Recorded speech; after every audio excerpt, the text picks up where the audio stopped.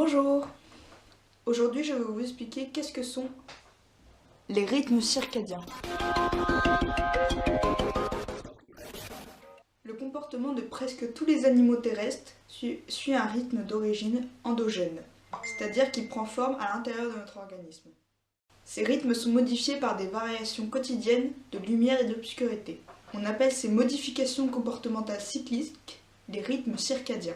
Les rythmes circadiens sont donc des rythmes d'origine biochimique, physiologique et comportementaux qui oscillent dans une période d'environ 24 heures. Ces rythmes sont coordonnés par un oscillateur moléculaire qui se trouve dans les neurones du noyau suprachiasmatique, dans l'hypothalamus, une région de notre cerveau. Cette horloge reste synchronisée avec l'alternance du jour et de la nuit grâce aux cellules rétiniennes spécialisées qui captent les différences de lumière et d'obscurité. Ce processus d'entraînement avec la lumière du jour de notre horloge biologique est vraiment nécessaire car cette horloge n'a pas vraiment un rythme endogène d'exactement 24 heures. En effet, plusieurs expériences ont montré que des personnes situées dans un endroit sans aucun repère temporel suivaient un rythme endogène d'environ 25 heures et demie.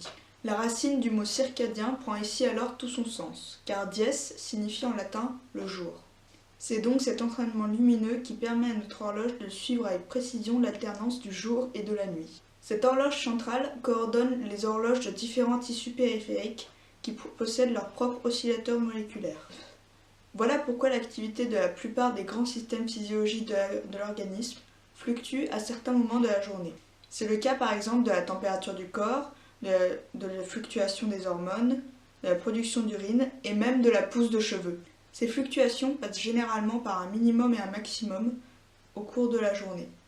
Par exemple, la température du corps est toujours la plus basse pendant la nuit. Bien sûr, la température du corps peut varier selon différents facteurs comme l'activité physique, le stress ou même la température ambiante.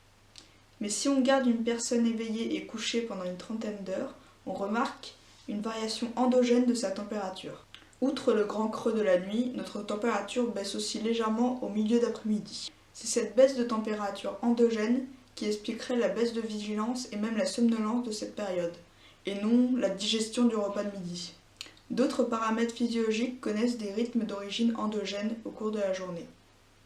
C'est le cas de la sécrétion de plusieurs hormones comme la mélatonine. La mélatonine, fabriquée dans la glande pinéale, est presque indécellable dans le sang durant la journée. Elle commence à être sécrétée en milieu de soirée lorsque la lumière diminue et atteint son pic entre 2 et 4 heures du matin.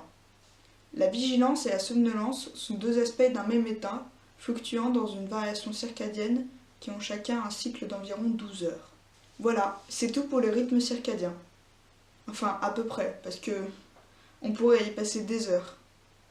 Merci beaucoup de m'avoir écouté et à bientôt!